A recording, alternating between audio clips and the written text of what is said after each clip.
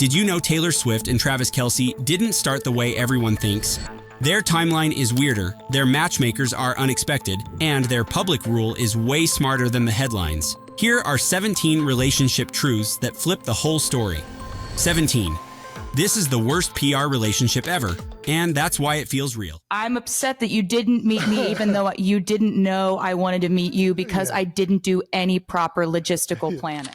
If you were building a PR romance, you'd do a clean exclusive, a neat timeline, and a glossy debut. But Taylor and Travis did the opposite. Their first big, okay, they're really together moment wasn't a red carpet pose. It was the SNL after-party night where they were seen being openly affectionate and, according to reporting, genuinely happy. That's a smart soft launch, public enough that it answers the question, casual enough that it doesn't feel staged.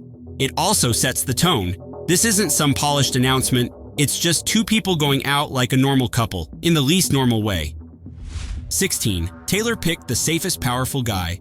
Travis is powerful in the least scary way possible, and that matters in Taylor's world. He's a Super Bowl winning tight end, a franchise face, and he knows how to handle cameras, yet he doesn't act like he needs to win the relationship. To win her attention, Travis talked about trying to give her a friendship bracelet, then mentioned it on his podcast. If you're up on Taylor Swift concerts, there are friendship bracelets, and I received a bunch of them being there, but I wanted to give Taylor Swift one with my number on it. And she said that was metal as hell. Not smooth, not romantic, metal. For Taylor, who's dealt with optics, speculation, and power games, choosing the golden retriever with a resume is a smart move. It's stability with swagger, not chaos with abs.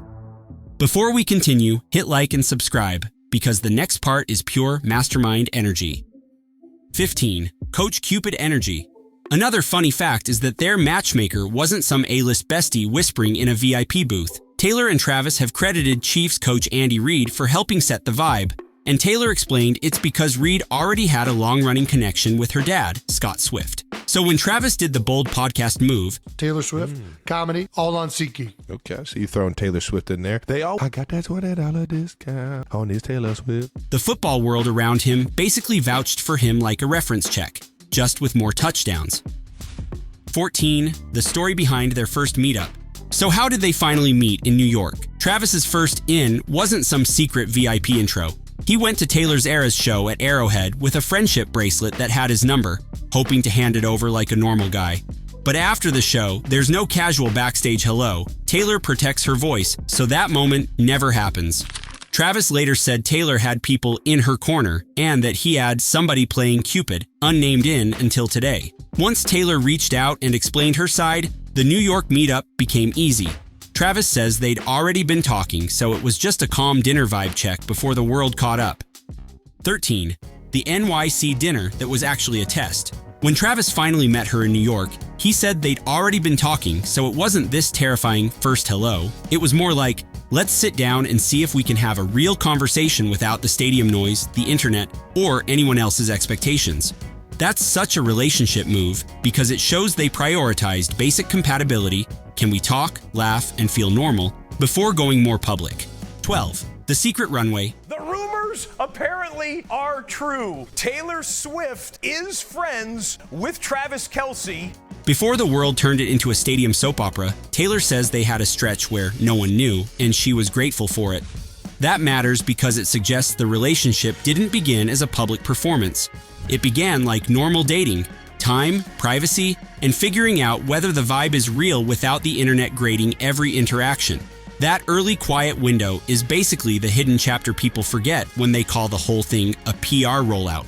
11. The "we would never" rule. One of Taylor's clearest boundaries is also the funniest. She said some people thought the first Chiefs game was their first date, and she shut that down hard, saying they'd never be psychotic enough to hard launch a first date in a stadium.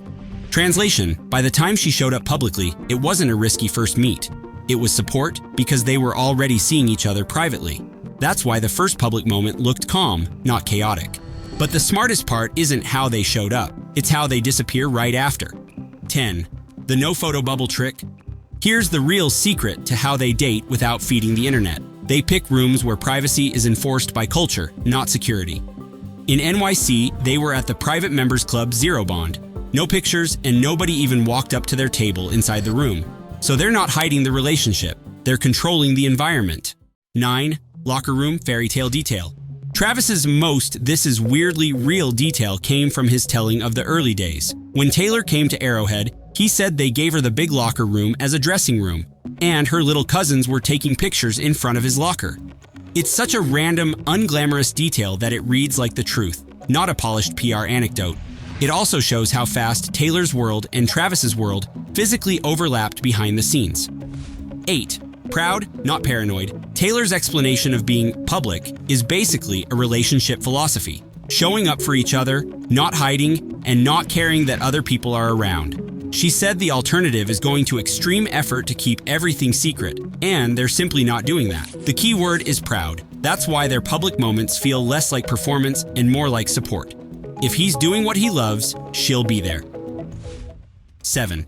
The Dads Brads Chads Firewall. Taylor set the tone in one quote. She's at games to support Travis, and the outrage cycle isn't her job to manage. In an interview, she jokes that critics act like she controls the broadcast when cameras are doing their thing. She frames it as, the dads, brads, and chads who are annoyed she's on screen can stay annoyed. She's there to support her boyfriend. For her, the relationship signal is the mindset. They show up for each other, and they don't live inside the comment section. The noise is background static, not their problem, and they protect their bubble daily together. And behind that unbothered attitude is the real reason this works, the way they show up for each other. 6. No theatrics, just trust. When asked about how it started, Travis admits the attention around Taylor is next level, and he's not trying to compete with it. His approach is simple. Don't get weird, don't get performative, just stay normal and let her be her. That matters because a lot of famous couple drama is ego and insecurity. His framing is admiration. She handles chaos. He tries not to add to it. He chooses steadiness over flexing. No theatrics, no games. 5. Wembley, the helpful boyfriend cameo. When Travis stepped on stage during the Eras Tour in London, it wasn't a random surprise guest flex. He later said it was his idea. He'd seen the show enough times and joked he might as well get put to work. The relationship tell is he's comfortable entering her world and following her cues as the support character. And for this performance, he created one rule that was just peak Travis: do not drop Taylor, get her to the couch safe. It's funny, but it shows where his head was. Don't chase attention, don't mess up her show, keep her safe, exit clean. 4. The corny cute caption. When they finally went official with the engagement, they didn't do a dramatic statement or a glossy magazine reveal. They went straight for humor. Your English teacher and your gym teacher are getting married. It's such a specific kind of corny that it feels like an inside joke they decided to share with everyone. And that's the relationship tell. When people are secure, they don't need to sound grand. They can sound like themselves.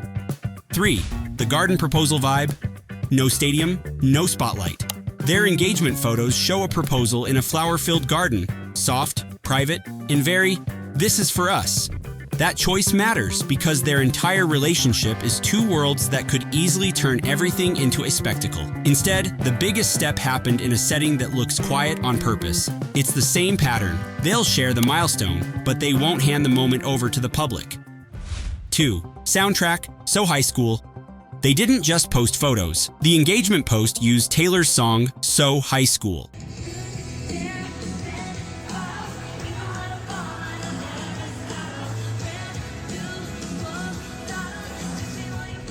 That's subtle, but it's a huge relationship clue because it's them framing the moment with something that belongs to their story, not the internet's version of it. It's playful, it's personal, and it fits their whole vibe, a little cheesy, a little teenage romance coded, but chosen by them.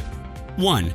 The 2-week private buffer. Another detail that makes this feel real. It's reported that the proposal happened nearly 2 weeks before they announced it. That means they didn't treat engagement like a live event for everyone else. They took a beat. They had their own time. They let it be private first, then public second. In celebrity relationships, that order is rare, and it's usually a sign the couple is protecting their bond from the noise. So, yeah, this isn't a random celebrity fling. It's two people protecting their bubble while still showing up for each other like it's the most normal thing on earth. Which truth shocked you most? Drop it in the comments, hit like, subscribe, and watch the next video on your screen.